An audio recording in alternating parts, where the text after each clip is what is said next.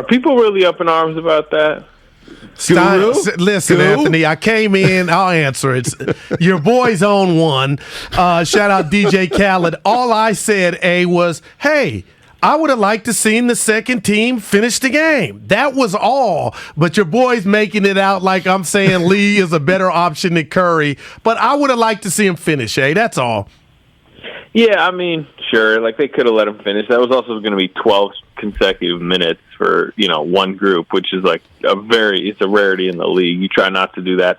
And I think they just saw a chance to maybe, if Steph hits 3 straight threes, suddenly they're walking out of there with a stunning win. Yeah. I get it from Kerr to put him in. I also would have gotten it if they didn't go back to, they didn't go back to Draymond. I thought that was like, if you turn Draymond's engine off, don't turn it back on type deal. So they're losing that game regardless, I think. It was still such a long shot. Right.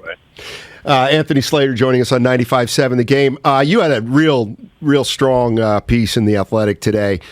Can you explain to our listeners what the adjustment the Mavericks made against the Warriors' zone defense was? Yeah, they overloaded one side of the floor. I mean, it's something I'm actually surprised maybe it took this long for because the Warriors have been running a lot of 3-2 zone, but they basically just put an extra player on. Let's say they were going towards the right side of the floor. They put a Finney Smith in the corner, Reggie Bullock on the wing, and then they would run a high screen at the 3-2 zone with, let's say, Maxi Kleber as the screener, where Luka is going towards that overloaded side. And because it's a 3-2 zone, you just have one extra player over there that you don't have a defender for. And if you look at some of those, particularly first half threes from Dallas, it's because the low man in the zone is either having to decide, do I go up to the wing or do I stay at the corner? One of the two I'm giving a wide open 3 to, and they kept giving up a wide open wing threes.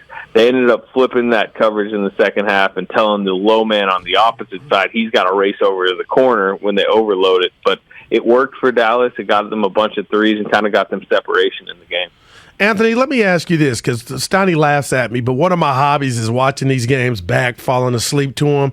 And as much as I enjoy watching Jordan Poole play, he's fantastic.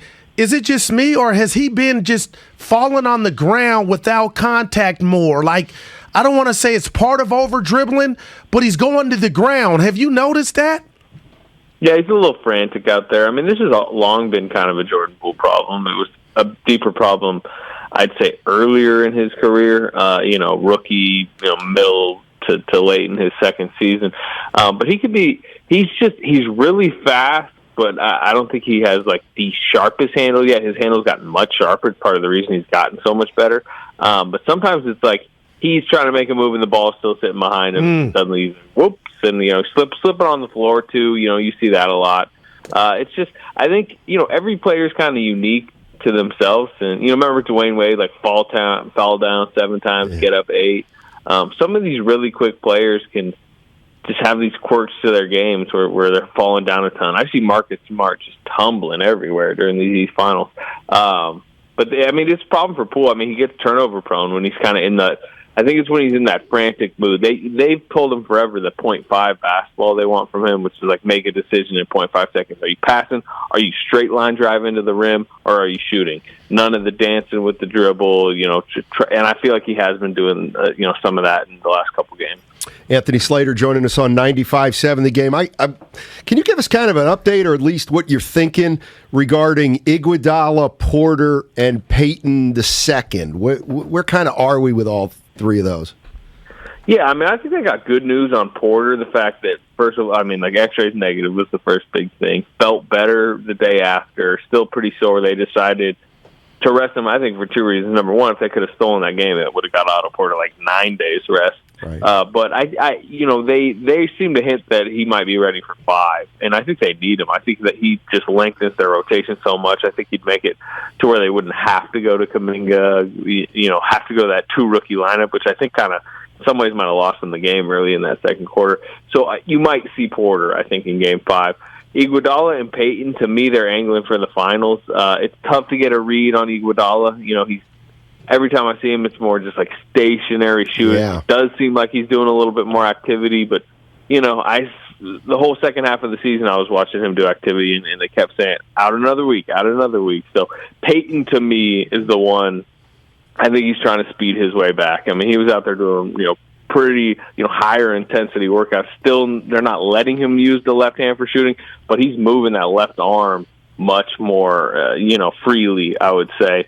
And I wouldn't be stunned by game one of the finals. And at this point, I'd expect to see him in the finals if the Warriors get there.